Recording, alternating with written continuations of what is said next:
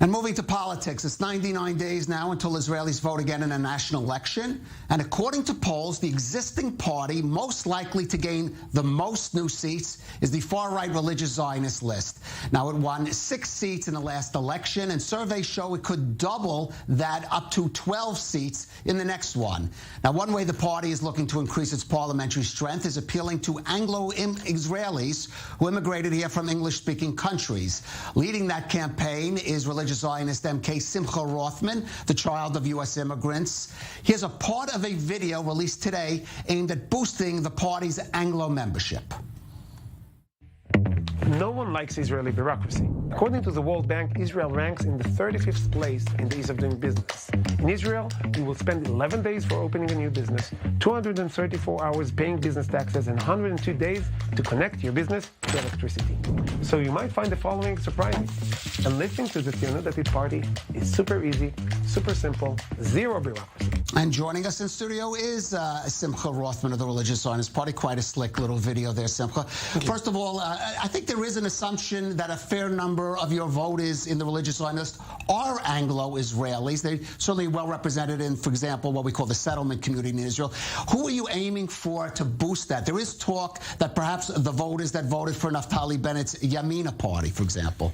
Yeah, a lot of the Anglo community in Israel is complicated. You have from different countries, different ideas. You have secular, you have Masorti, you have religious. It's not one block, but a lot of them found place because they're right-wing economically and also right-wing when you talk about Judea and Samaria issues. As you mentioned, many of the communities in Judea and Samaria have a lot of English speakers. So they found themselves in Naftali Bennett. Naftali Bennett himself, partly Anglo, is coming from an Anglo family. So they found themselves, and they have to say, they felt betrayed by his actions, by the government that started what he did in the past year and a half. And they're looking for a new home. Some of them were already voting Tzionut Datit last time. I was in charge of the Anglo campaign last time. There were a lot of support in English-speaking communities, especially in Judea and Samaria, but not only. And this video, it's not only to vote for us, it's join the party, choose your representative in the primaries elections. It's really not only vote for us, but to be a part, take part, enlist and vote for anyone who you feel representing you.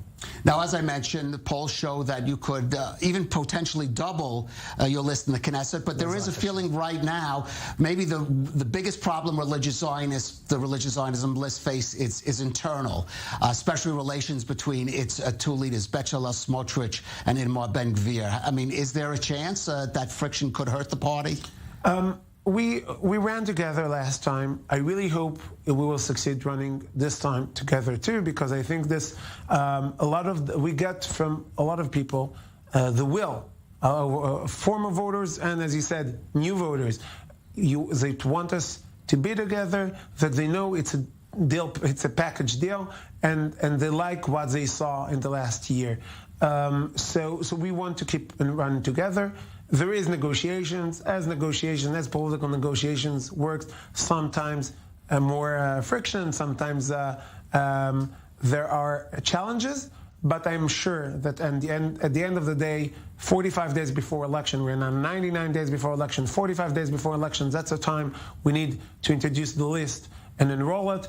And I'm hoping the next month and a half will be used wisely by Itamar Ben-Gvir. Of course, we want him to join us, and I hope it will work and we'll have an agreement. Now, as I said, I'm sure there is, and it's believed that you have strong support among some in the Anglo-Israeli community, but that community also numbers some of your harshest critics, people who say that especially those that come from the United States, Great Britain, liberal societies, that religious Zionism party, they accuse of being reactionary and racist. How do you answer that aspect of the Anglo community here? So, of course, as I said in the beginning, I don't think that all the people that come from English-speaking countries share the same views about the state of Israel, about right and left, about religion and state issues.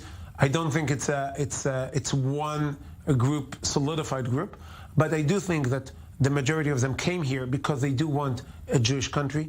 They lived in very strong Jewish communities. They didn't run away from pogroms, Baruch Hashem. No one should ever come running from pogroms to Israel, but definitely English speakers come from wealthy countries. They came here because Israel... pluralistic countries perhaps is more germane to the point you're making.